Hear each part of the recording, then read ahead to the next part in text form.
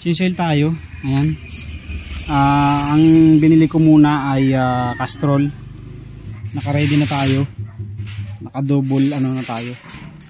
Double jack.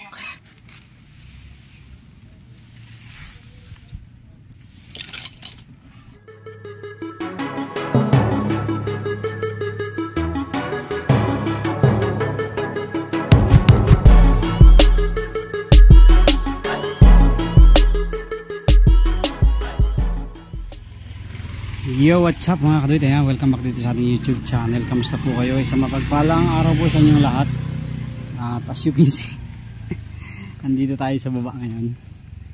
Magana tayo, mag-change oil tayo. Change oil. Change oil tayo. Ayan. Ang binili ko muna ay Castrol Mineral Base 15W40. Kasi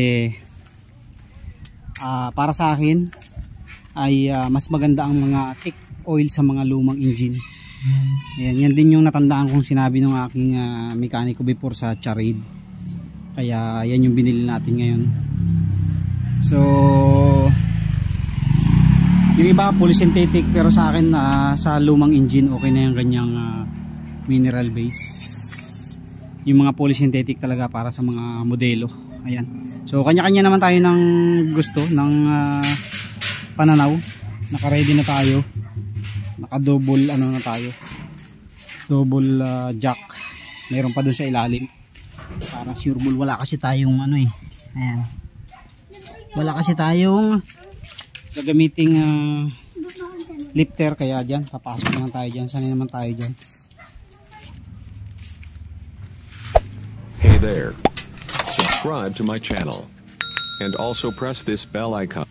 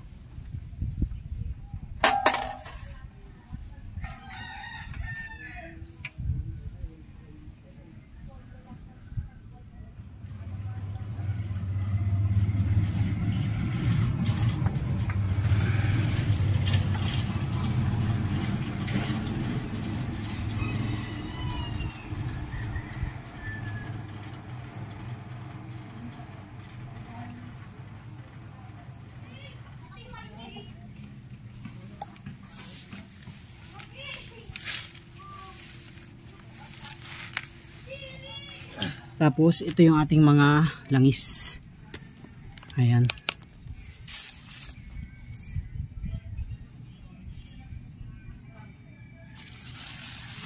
So hintayin lang natin ma-drain pa. Kakabit natin yung filter, hindi isasalin natin yung langis.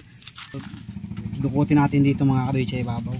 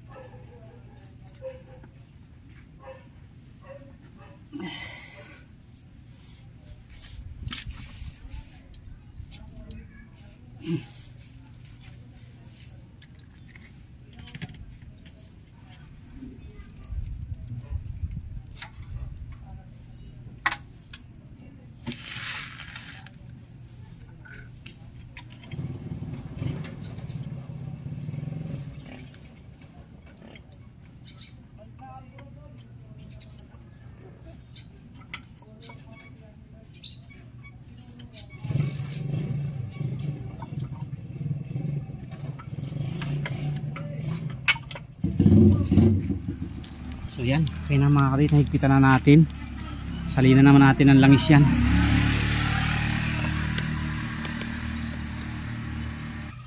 So yan, double check natin yung oil.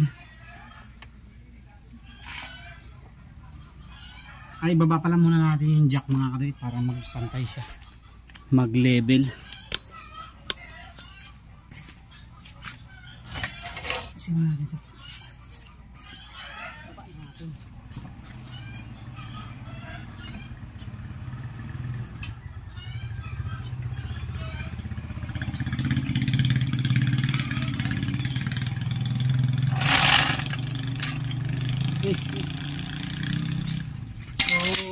swerte ko dahil hindi ko sinama sa bentahan yung crocodile jack ko.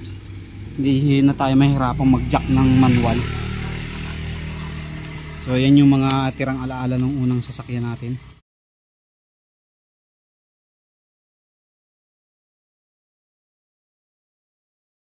Muna tayo ng 500.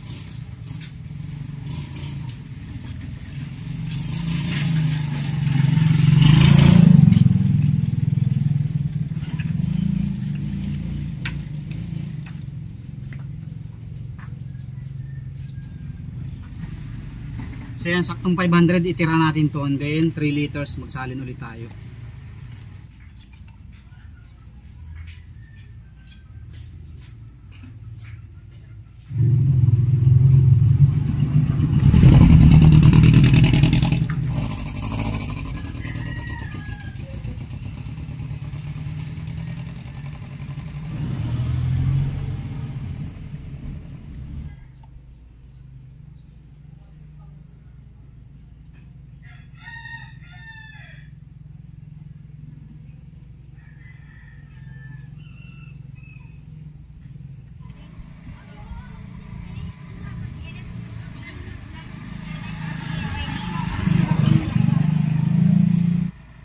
Yan o. Umabot na siya mga kadit dun sa pangalawang butas. So yan yung palatandaan ng oil natin.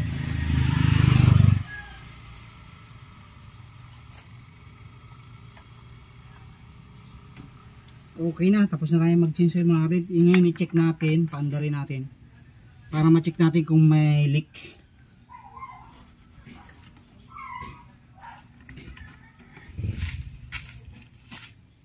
Ma-check natin kung may leak o wala. Ayan.